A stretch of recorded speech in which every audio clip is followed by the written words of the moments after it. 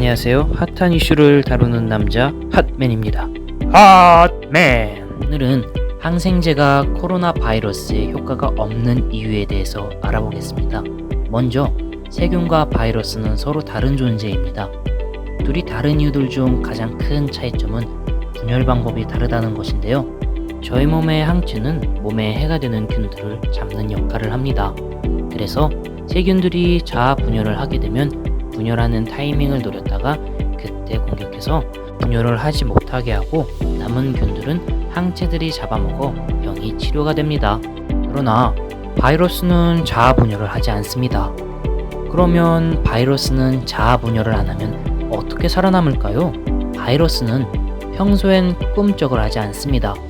그러다 보니 몸 안에 있는 항체들이 균인지 세포인지 판별을 하지 못합니다. 그렇다면 바이러스는 어떻게 분열을 할까요?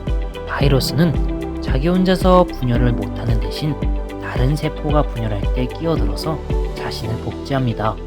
비유를 들자면 뻐꾸기 같은 경우는 자신이 새끼를 키우질 못해서 남의 둥지에다가 자기 새끼를 몰래 넣어서 다른 생물이 키우게 합니다. 바이러스도 이와 같습니다. 바이러스는 사람 몸 안에 침투한 뒤 사람 세포가 분열할 때 거기에 자신을 끼워 넣습니다. 정상 세포가 분열할 때 자기를 끼워 넣으면 분열된 결과물에는 저절로 복사가 됩니다. 그렇게 되면 몸 안에 있는 항체는 분열을 막지 못하게 되는 것이죠. 사람 세포의 분열을 막게 되면 사람이 죽게 되니까 본능적으로 세포 안의 바이러스의 분열을 막게 되지 못하는 겁니다. 항생제의 역할은 이러한 몸의 항체의 역할을 합니다. 항체가 아무리 많아도 바이러스는 꿈쩍을 하지 않으니 판별을 할 수 없고 정상세포에 끼어든 후 정상세포가 복제되는 걸 막아버리면 바이러스도 죽겠지만 사람도 죽게 됩니다. 그러니 항생제는 바이러스에 아무런 대응을 할 수 없고 대응을 할 수 없다 보니 효과가 없습니다. 그래서 바이러스 감염은 병원을 가도 항생제를 먹을 필요 없다고 하는 겁니다. 그런데 바이러스에 감염이 되면 항생제가 필요한 경우도 있습니다. 바이러스가 몸 안에 퍼지게 되면 면역력이 떨어지게 되는데요.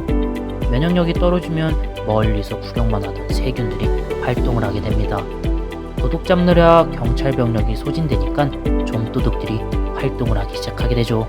우리 몸의 경찰이라는 항체가 세균의 번식을 막지만 바이러스의 침투로 몸이 안 좋게 되면 항체가 제 역할을 못하게 됩니다.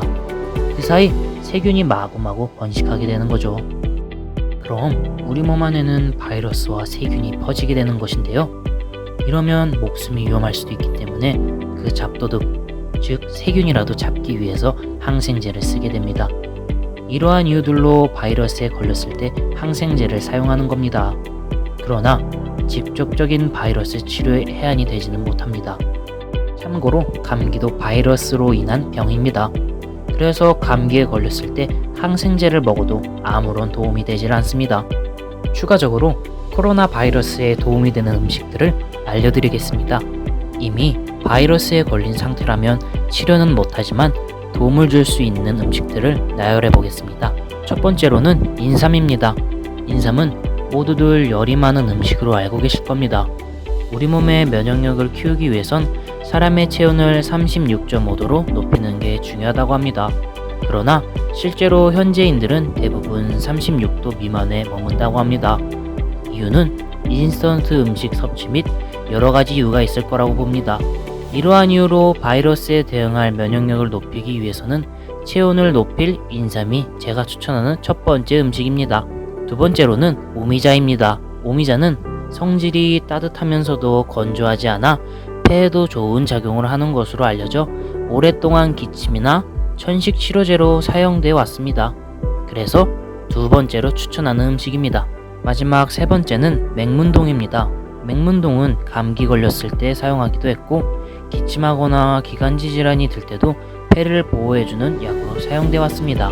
이렇게 세 가지 제가 추천하는 음식이었고 이번에는 몸에 좋은 한약재를 설명해 보도록 하겠습니다. 첫 번째로는 마황입니다. 마황의 효과는 발열이 심한 경우에는 땀을 내게 하여 발한시키는 효과가 있습니다. 단 교감신경 향진 작용이 있어 조심하셔야 됩니다.